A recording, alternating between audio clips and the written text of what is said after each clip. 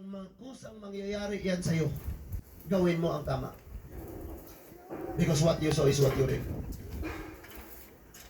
Kung ano yung tinatanim mo, yan ang anihin mo. Yung iba nagpipray, Lord, pagalingin mo ako sa high blood ko.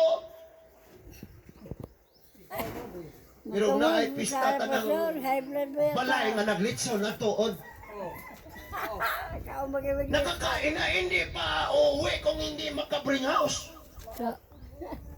Kaya yung iba, naghanda sila ng kasya lang sa kanila. Kaya gawin nila ngayon, mangungutang pa sila para doble yung handa nila.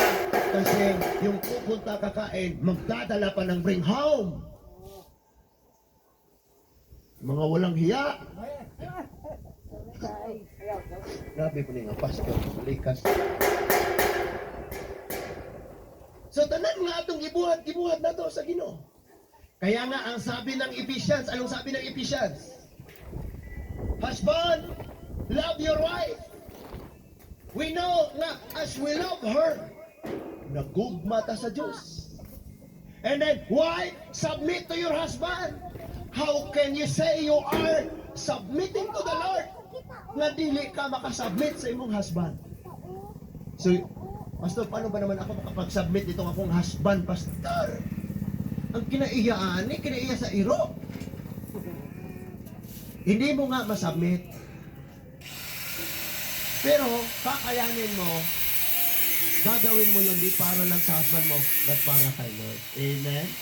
Doon naman sa mga anak, sabi doon sa mga anak, obey your parents. Hindi naman mga parents ang ino-obey mo, ang ino-obey mo si Lord. Kasi sabi nga ni Lord, kung anong ginawa mo sa kapwa mo, ginawa mo sa atin. And sabi nga, parents, do not provoke your child, your children.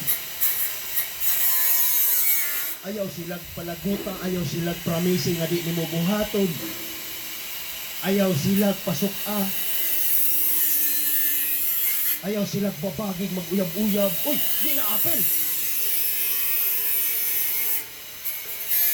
Sabi niya, parents na lang tulog. Punta naman tayo sa work. Ang sabi doon, okay, employee.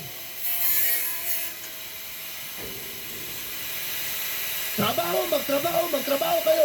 Yung amo nyo nandyan or wala, magtrabaho lang kayo. As you do it for the Lord.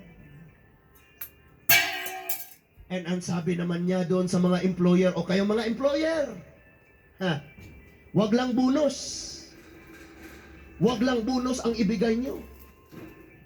Minsan naman intindihin nyo sila, paano ba, ba't ba nag-absent? May lagnat ba? Sige, wag ka munang magtrabaho ngayon. Unfair sa akin, pero sige lang. Sige, sildoan gapon ka na ko arong nakaipang tambal. Wow! I-bless kag tama ni Lord! Ginagawa na ba natin? Wala pa! Kahit isa! Wala pa tayong nasimulan. Proud tayo magiging Christian ako, pero wala pa tayong sinimulan. Amen? Dapat nakasabutan ay para kayo naman kalimutan. Next verse. Sunod na verse. So, then he will say to those in his left, depart from me. Kini ang makasusubok. This is ang pinakapangit na marinig mo sa judgment day. Sabihan ka ni Lord, alis! Hindi kita kilala! Wa ko na kailan mo pahawa.